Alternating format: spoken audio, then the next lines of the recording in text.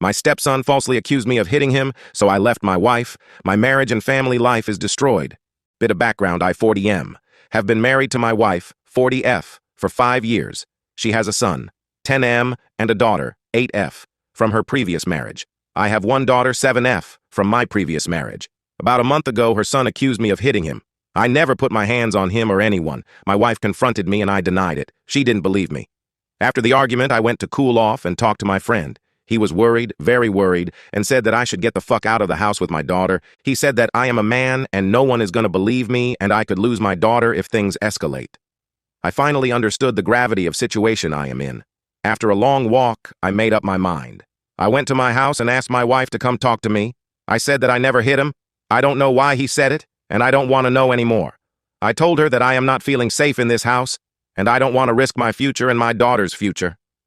I told her I understand her mama bear mindset, so I won't blame her for not believing me, but last place I want to be is anywhere near a mama bear. I packed my bags and my daughter's bag, and we left for my parents' house. I refused to take her calls and asked her to only contact me through messages, since it's not legal in my state to record without consent of both parties. Her messages ranged from blaming me to blaming herself and wanting to talk in person. 3 weeks later, she messaged me and told me that she believes me. When I left, she actually started to question her son's allegations, and obvious inconsistencies started to emerge. She realized that her son is full of shit. She apologized profusely and begged me to come back. I refused. I told her that I can't risk it anymore. I don't trust her children and I don't trust her to believe me. I can't risk it. She asked me what I want her to do, give up her kids' custody, and I said, honestly, I do love her and I do want to stay with her, but I can't risk it to be with her anymore if her kids are staying with us. I told her I am sorry, and I don't expect her to leave her kids, so I think it's best if we move forward with separation. Turns out, she is actually considering giving up the custody of her kids. His ex-husband called me and asked me why his ex-wife is talking about giving up custody. I told him the truth, and he was very angry with her son, but more angry with my wife. He respected me enough to not push it further when I told him to sort it out with my wife. So we are in middle of shitstorm, and I am not budging. I can't stay in same house as her children. I am getting bombarded by phone calls of people blaming me for making my wife abandon her children. But what other choice do I have? I can't risk going back now. AITA, update 3.5 months later. After I made the previous post, I made the decision to file for divorce and told my wife. Literally the next day, my wife told me that she is pregnant. I am going to be honest, I didn't believe her. It was too convenient of a time. I took some time to process it and asked her if she would agree for me to accompany her to the doctor's appointment. She agreed. She was 12 weeks pregnant. We had a talk and I told her that we're gonna have to do our best to co-parent the baby. She made promise that she will make sure her son behaves from now on, that I will not have to worry about anything. I told her that I am not risking my future on her word, considering how easily she believed her son over me. I told her that I am not even blaming her. It's not like she was wrong in doing so. So we are definitely getting a divorce. She is scared to go through pregnancy all alone, but what other choice do we even have?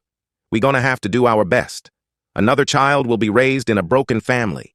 Her relationship with her son has gone to the dogs. He is currently living with his father and she refusing to talk to him. I can find it in myself to judge her.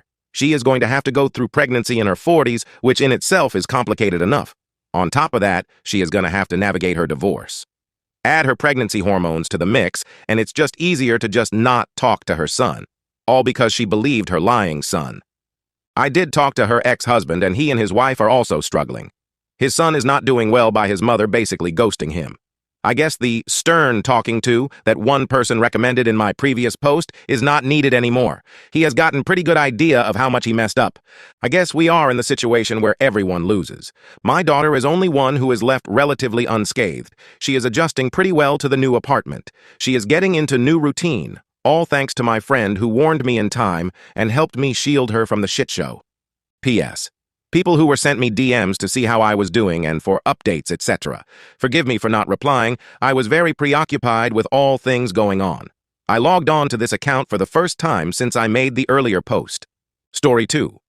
AITA for walking away from my best friend's wedding over her demands for my appearance change. I, 30F, have been inseparable from my best friend, Lily, 30F, since we were kids. Coming from a small town with little to offer, we promised each other we'd be there through thick and thin. Our backgrounds are humble. and we've both faced our share of struggles, supporting each other no matter what. Lily met Evan during college, a charming guy from a well-off family. When he proposed last year, it was like a fairy tale unfolding, especially with Evan's family offering to spare no expense for their dream wedding. Naturally, I was thrilled when Lily asked me to be her maid of honor. I envisioned dress shopping and bachelorette planning, all the fun stuff. However, about 3 weeks ago, Lily requested a sit-down that felt more like an intervention. She presented me with a maid of honor makeover plan, which took me by complete surprise. It wasn't about dresses or spa treatments. It was a detailed regime for me to change my appearance drastically before the wedding. The plan was shocking. Lily wanted me to dye my vibrant red hair to a more understated shade to avoid clashing with the wedding palette, get a spray tan to blend in better with the other bridesmaids, and she hinted heavily at me losing at least 20 pounds to fit perfectly into the designer dress she had picked out. I've admittedly gained weight since college, something I'm self-conscious about, especially next to Lily, who's remained as fit and active as ever. But this felt like a slap in the face. I tried to laugh it off, hoping it was a bad joke, but Lily was dead serious. She claimed it was all in the spirit of having the perfect wedding photos, heavily influenced by the expectations of Evan's family. I felt betrayed. Our friendship had survived so much, yet here we were, divided over something so superficial. I told her it was unreasonable and hurtful. She retorted that I was being selfish, letting my insecurities get in the way of her happiness. That hurt. The argument escalated quickly, with words thrown that we could never take back. In a moment of hurt and anger, I told her if my appearance was more important than our friendship, perhaps she should find another maid of honor. Lily accused me of abandoning her and destroying our friendship over something so trivial. We haven't spoken since that day. The wedding is fast approaching, and the fallout has been swift and divisive among our circle of friends. Many of them, caught up in the excitement of the event and possibly influenced by Lily's side of the story, have been calling and texting me, suggesting I'm overreacting. They say I should just apologize and make up with Lily, implying that my refusal to comply with her wishes is a sign of not valuing our lifelong friendship.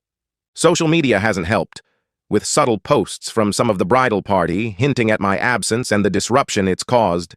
It feels like I'm being painted as the villain in a situation where all I wanted was to maintain my dignity and self-respect. The pressure from these mutual friends is immense, making me second-guess my decision. Was standing up for myself worth the potential loss of a friendship I've cherished for over 2 decades? Or have I indeed overreacted, allowing pride to cloud my judgment and harm a relationship that's meant everything to me? This ordeal has left me feeling isolated, questioning the dynamics of our friendship and wondering if it was ever as unconditional as I believed it to be. Am I the asshole for walking away from my best friend's wedding over her demands for my appearance change, even when everyone else seems to think I should just apologize and move on? Update. I wanted to give you all an update on what's been happening since the fallout with Lily. Firstly, thank you so much for your support and understanding during this tough time.